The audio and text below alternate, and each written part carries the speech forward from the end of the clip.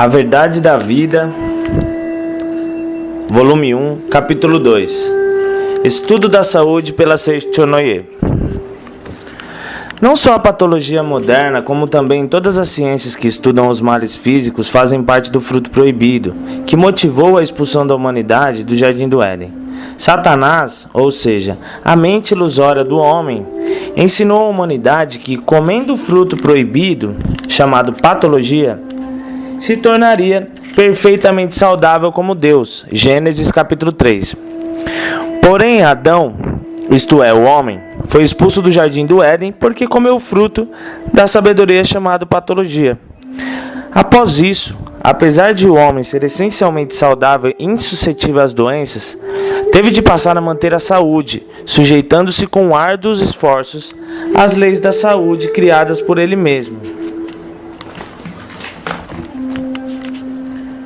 Vejam, não há doenças em animais selvagens. Eles não seguem nenhum método para manterem a saúde, nem usam remédios, mas são dotados de saúde perfeita desde o nascimento. No entanto, trazendo um animal selvagem para o convívio humano, criando-o no zoológico ou numa fazenda sob a atmosfera do pensamento humano, inevitavelmente ele ficará doente. Adoece, mesmo que um veterinário o assista ininterruptamente, possibilitando-lhe uma vida bem mais higiênica e regulada do que antes, quando vivia em liberdade na mata. Acontece isso porque vive sujeito às vibrações do pensamento doentio do homem, que, acreditando na existência original das doenças, preocupa-se apenas em como se livrar delas. Será que isso é anti-higiênico? Será que fazendo isso ficarei doente? A higiene transcendental de Cristo. Jesus Cristo acreditava na vida mais que ninguém em toda a história da humanidade. Não pregou uma só vez sobre este ou aquele método de higiene ou saúde.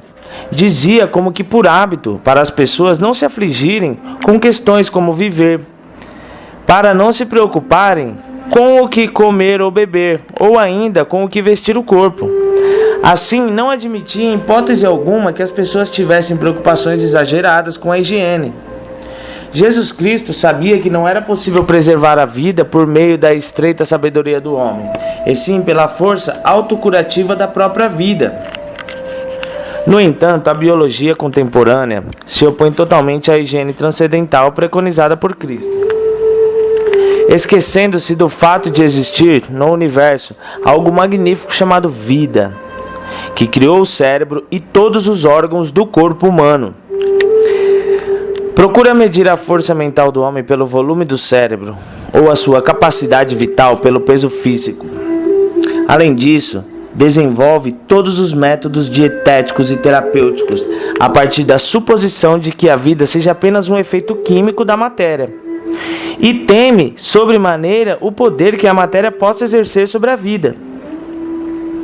Esqueceu-se de que a vida tem a natureza de exercer domínio sobre a matéria de modo espontâneo, ativo e criador, e assim se esforça para tornar-se escrava das leis da matéria, por princípio ineficiente, transitória e passiva. Por esse motivo, a vida perdeu a sua capacidade de criar o seu bel prazer, definhando e tornando-se impotente diante da matéria, na intensidade do grau de seu definhamento. Assim, a medicina se desenvolve dia a dia, inventam-se incontáveis métodos de recuperação de saúde e de cura de doenças. Entretanto, apesar de parecer que uma infinidade de doenças são curadas, aumenta cada vez mais o número de doentes. Isso se deve ao fato de a medicina, de um lado, curar a doença, mas de outro, roubar do homem a consciência de que é um ser espiritual, tornando-o impotente diante da matéria. Desse modo, fazendo um balanço, chegamos à conclusão de que o campo de proliferação do estado mental que favorece a manifestação da doença é bem maior que o de doenças que são curadas. O corpo é sombra da mente, pensamento. O homem é mente, enquanto a matéria é concretização das ideias surgidas na mente. Portanto, O corpo humano transforma-se exatamente naquilo que a mente pensa. É a mente que sente, age ou interrompe uma atividade. Mesmo que se diga que o estômago funciona mal ou que não está digerindo bem, não é a matéria denominada estômago que não vai bem.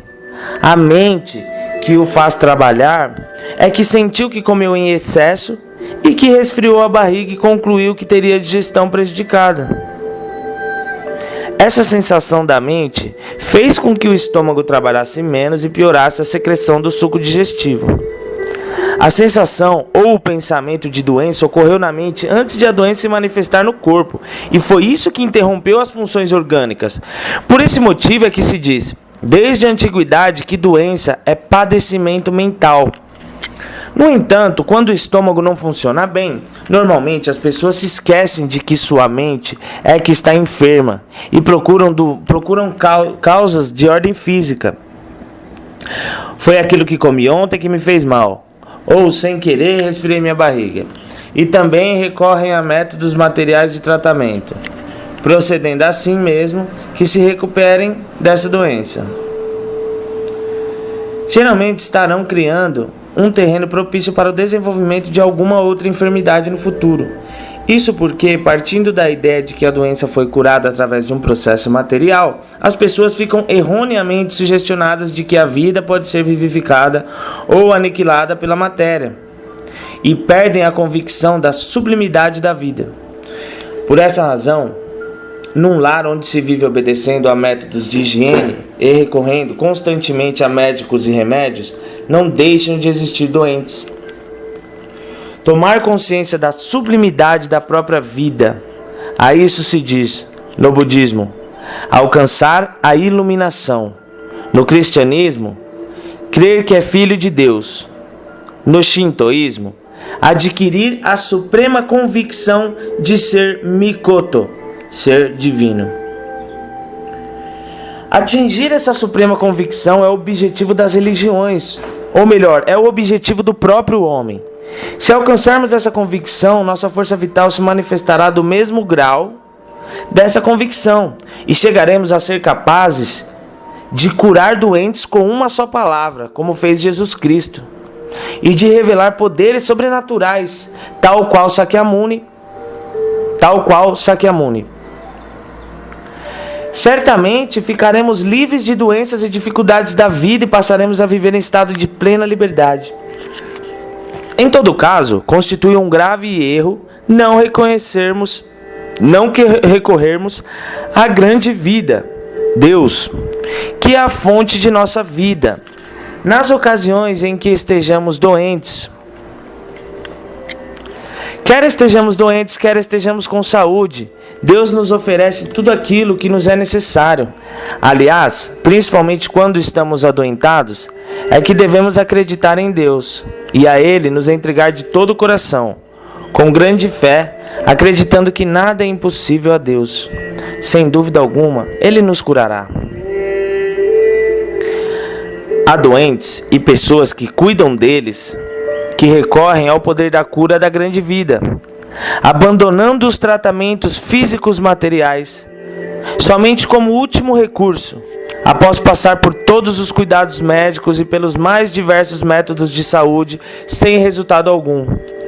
Não há nada mais complicado do que uma pessoa tomada pela ilusão, pois só após experimentar todos os tratamentos físico-materiais é que voltam sua atenção para o lado da grande vida. Por isso, na balança da sua mente, há sempre um desequilíbrio entre a vida e a matéria. A matéria preenche sua mente, e como não existe a consciência da vida que é plenamente livre, é natural que adoeça. No entanto, mesmo essa pessoa, ao ler a verdade da vida e conscientizar a originária liberdade da sua vida, recuperará espontaneamente a saúde. Não podemos servir a dois senhores.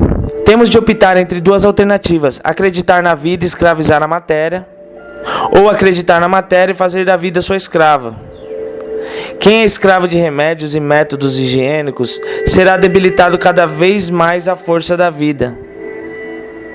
Está Quem é escravo de remédios e métodos higiênicos está debilitando cada vez mais a força da vida. Se usamos remédios, vemos a cura temporária da doença devido à crença que temos nesses medicamentos. Mas em última análise, sofremos grandes danos, enfraquecemos cada vez mais a força autônoma da nossa vida espiritual e nos desviamos completamente do nosso objetivo fundamental, que é evoluir espiritualmente. E isso é realmente lamentável. A doença não existe.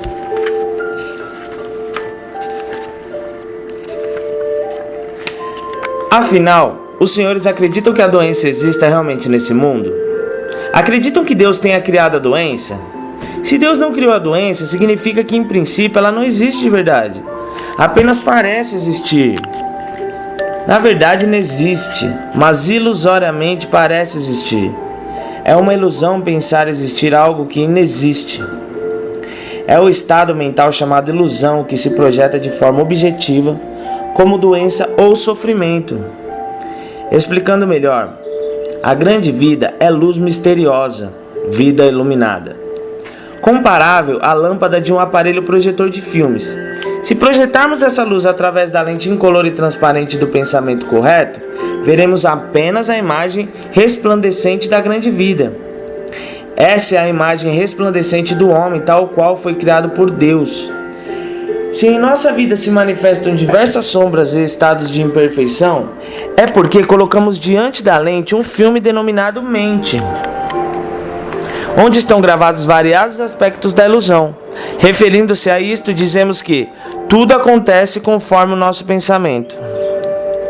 Se nossa vida não fosse originalmente uma vida iluminada, não poderíamos nem sequer projetar a sombra, pois sem luz não conseguimos projetar um filme na tela. É possível projetarmos na tela da vida uma infinidade de doenças e sofrimentos, porque há uma fonte de luz maior que essas doenças e sofrimentos. E justamente essa luz é a vida verdadeira que recebemos da grande vida. Em outras palavras, essa luz é o homem real, exatamente como foi criado por Deus. E quando o contemplamos tal qual ele é, só vemos perfeição e harmonia. Não encontramos nele falha alguma, nem tampouco doença ou infelicidade. Ao ato de contemplar o homem verdadeiro de cada pessoa, diz-se contemplar a imagem verdadeira, ou contemplar a imagem original. No modo de viver da Seicho Noye, A Verdade da Vida, volume 7, consta: reverencie a imagem verdadeira da vida. Significa que devemos venerar e reverenciar o homem verdadeiro que se aloja no interior de cada pessoa. Quanto mais o reconhecermos na mente, com mais nitidez o homem verdadeiro se manifesta na forma. Em suma, reconhecer o homem verdadeiro é vê-lo diretamente, sem colocar diante dele homem verdadeiro ou vida iluminada. Sem colocar diante dele um filme contendo sombras. Nessas condições não serão projetadas na tela da vida cenas obscuras ou sombrias, mas imagens objetivas da vida iluminada. Treinamento para contemplar o homem verdadeiro. O maior objetivo dos disciplinamentos budistas sempre foi o ato de contemplar o homem verdadeiro. As diversas modalidades do método contemplativo zen budista existem essencialmente para atingir a conscientização do homem verdadeiro, a natureza verdadeira da vida.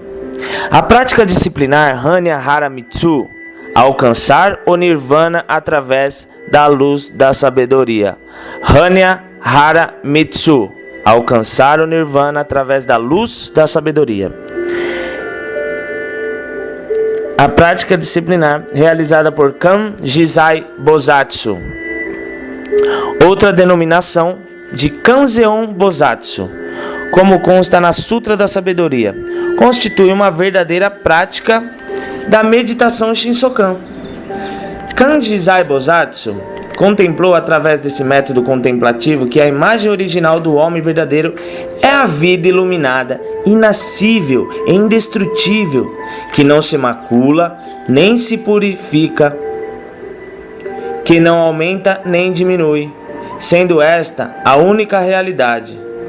Logo, não adoece nem morre. Tudo o mais é ilusão, ausência da luz. Não existem doenças nem morte, porque são ilusões pensar que existe o que não existe é ilusão.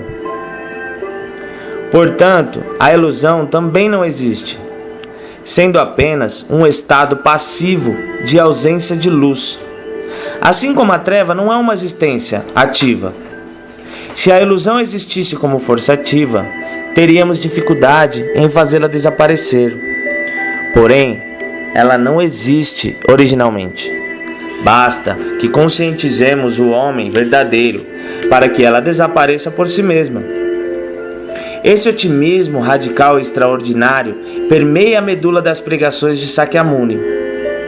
Portanto, considerar o budismo uma religião pessimista é opinião equivocada de pessoas mal informadas. Há duas imagens do ser humano: o homem verdadeiro e o homem ilusório. Uma é a verdadeira e a outra é uma ilusão que, parecendo existir, não existe de fato. O budismo partiu desde o início desta verdade, mas o cristianismo despertou para esta verdade há menos de 100 anos. Até então, os ensinamentos pregados por Jesus Cristo, como também a teoria da criação do universo citada no Gênesis, não eram interpretados corretamente, pois não faziam distinção entre a criação verdadeira e a criação falsa, fruto da ilusão. Em consequência, as pessoas comuns atribuíam a responsabilidade das contradições, dores e sofrimentos da vida à imperfeição da criação de Deus, duvidando assim da existência do Deus Criador, da sua onipotência, do seu amor, julgando uma simples imaginação da mente dos teólogos. Novo método de cura do Dr. Quimby. Em meados do século XIX, na cidade de Belfast, estado do Maine, Estados Unidos da América, existiu uma pessoa versada em hipnotismo chamada Dr. P. Quimby. Enquanto realizava experiências aplicando o hipnotismo, obteve êxito tão brilhante que pensou em utilizá-lo no tratamento de doenças. Aliás, o próprio Dr. Quimby sofria longos anos de uma doença incurável para a medicina da época, e achando que poderia morrer a qualquer momento, surgiu-lhe o desejo de encontrar um meio de curar doenças consideradas incuráveis pela medicina. Hipnotizou experimentalmente alguns doentes e sugestionou-os: "Tu és filho de Deus e não tens doença." Com isso, conseguiu curá-los. Todavia, consistindo a hipnose em sugestionar o outro após adormecê-lo, não lhe era possível aplicá-la em si mesmo e curar a própria doença. Dr. Quimby pensou muito procurando melhorar o seu método, enquanto percebeu que o fundamento do hipnotismo não estava em fazer o outro adormecer, mas no sugestionamento, isto é, na aplicação do poder da palavra. Desde então, sem aplicar a hipnose, simplesmente fazia com que os pacientes fechassem os olhos e incutia-lhes a forte convicção de que, sendo filhos de Deus, nada poderia dominá-los. Assim, retirava da mente deles a ideia de doença através da sugestão, isto é, da palavra, ao mesmo tempo que os fazia reconhecer a natureza divina deles próprios. Este procedimento, comparado ao hipnotismo, foi um grande progresso. Com o hipnotismo, as doenças se curavam a partir da conscientização da fragilidade do próprio doente, que era governado e dominado por algo, o hipnotizador, exterior. Era uma cura temporária, pois essa conscientização facilitava o aparecimento de outras enfermidades. Porém, o novo tratamento do Dr. Quimby consistia em curar o doente, incutindo-lhe, através da palavra, a convicção de que o homem é filho de Deus, por nada governado, e anulava completamente o lado frágil do homem, tornando-o totalmente fortalecido.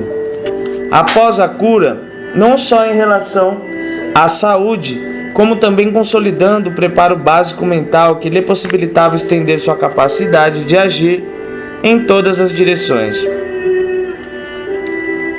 Aplicando este princípio, Dr. Quimby curou a sua própria doença, considerada incurável pela medicina, e ao mesmo tempo curou centenas de milhares de pacientes. Dentre esses pacientes, havia uma pessoa mundialmente famosa, a senhora Mary Baker Eddy, que mais tarde fundou a Christian Science. Esse novo método terapêutico do Dr. Quimby era muito simples. De acordo com seu ponto de vista, a doença é uma modalidade de ilusão, cujas principais causas do seu aparecimento são a transmissão hereditária da falsa ideia de que a doença resulta de uma causa material, e a imaginação errônea da maioria das pessoas que pensa estar doente, tão logo perceba algum sintoma. Por isso, ele diz que, para curar um doente, deve-se retirar da mente dele esta ilusão hereditária, que é a causa da doença, e colocar em seu lugar a imagem original do homem, isto é, a convicção de ser um filho de Deus. Como método prático, Dr. Quimby se concentrava mentalmente, colocava de leve a mão na testa do paciente e dizia em tom solene ou mentalizava. Diz na Bíblia: "E viu Deus tudo quanto tinha feito, e eis que era muito bom. Deus criou o homem à sua imagem e deu-lhe o poder de dominar sobre todas as coisas terrenas. Portanto, tu és perfeitamente saudável. O que foi criado por Deus como bem não pode ser transformado em mal por força alguma. Tu, que foste criado com saúde perfeita, não podes por força alguma te transformar em doente. Se estás doente agora é apenas uma ilusão. Sai da ilusão. Deus, mesmo agora, considera-te saudável, perfeito, harmonioso e soberano." Quando essas palavras saíam dos lábios do Dr. Quimby num tom de impressionante solenidade e entravam nos ouvidos dos pacientes, mesmo as doenças consideradas incuráveis melhoraram a olhos vistos, fazendo imaginar que possivelmente foi assim que ocorreram os milagres de Cristo. Não há de misterioso no fato de a solene verdade ter curado doenças ao ser sussurrada nos ouvidos dos pacientes pelo Dr. Quimby. Se a doença tivesse sido originalmente criada por Deus, por mais que o homem tentasse curá-la, não haveria cura. Se às vezes o homem consegue curar a doença de alguma forma, significa que ela não foi criada por Deus.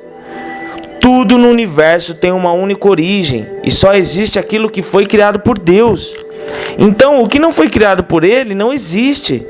Há uma sábia e verdadeira frase dita pela senhora Eddy, fundadora da Christian Science: "Doença é sinônimo de nada." O que devemos observar aqui é que existe perfeita coincidência entre as palavras usadas pelo Dr. Quimby ao curar os enfermos e o conteúdo da Sutra da Sabedoria, citada páginas atrás. Ambos falam da necessidade de conscientizar o homem real e do fato de que a doença é sinônimo de nada. Aqui a perfeita identidade entre o budismo e o cristianismo. Significado do pecado, segundo o shintoísmo.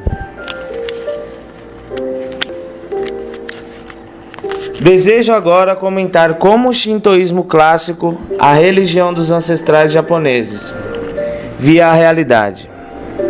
Na antiguidade, os japoneses diziam que as doenças surgiam dos pecados e das impurezas e os evitavam ao máximo, interpretando através do estudo do espírito das palavras impureza, kegare, significa definhamento do sopro.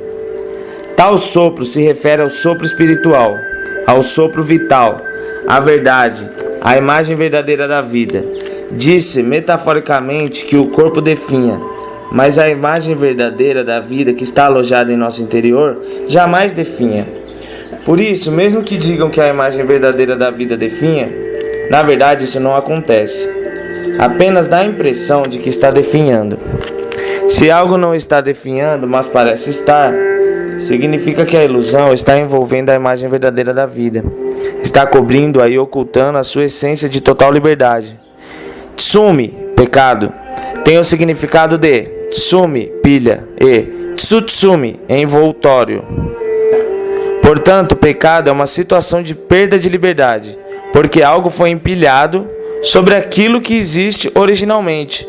Em conclusão, tsumi, pecado, segundo o shintoísmo clássico japonês, corresponde à ilusão do budismo. No budismo, quando adoecem, leem a Sutra da Sabedoria e afastam-se da ilusão. Afastando-se da ilusão, são retirados os obstáculos e curam-se as doenças. No cristianismo, há ramos como o Dr. Quimby e a Christian Science, citados há pouco, onde curam doenças através da mentalização da verdade, e assim comprovam que elas não são criações originárias de Deus, e sim ilusão ou sinônimo de nada. No Japão, fazem a leitura da oração shintoísta Amatsu no Rito e também purificam o corpo em água de rio.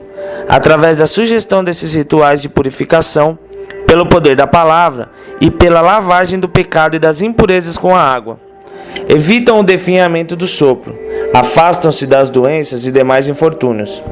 Assim, manifestam efetivamente a perfeita e harmoniosa imagem verdadeira da vida, que é uma parcela da alma da grande vida, ou seja, de Buda, da divindade Amaterasu.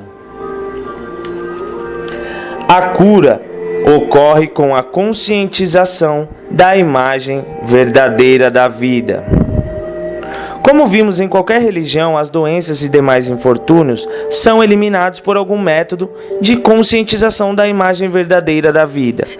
Por isso, esse método não precisa ser necessariamente de uma determinada religião ou seita. Neste ponto, as principais religiões do mundo demonstram que há uma verdade comum a todas elas: a verdade de que a imagem verdadeira da vida é perfeita e harmoniosa. E o grau de perda dessa conscientização por parte de seus sacerdotes ou divulgadores determina se a religião tem ou não vida.